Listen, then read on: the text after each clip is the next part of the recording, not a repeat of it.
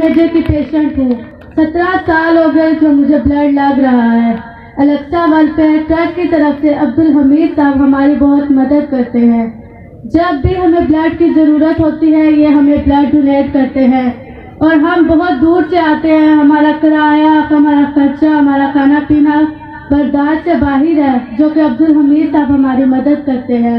اور عمران خان سے گزارش ہے کہ ہم جیسے ننھے بچوں کے اوپر رحم کریں اور اس ہاسپٹل کو سرکاری رہنے دیں، نہ کہ پرائیویٹ کریں.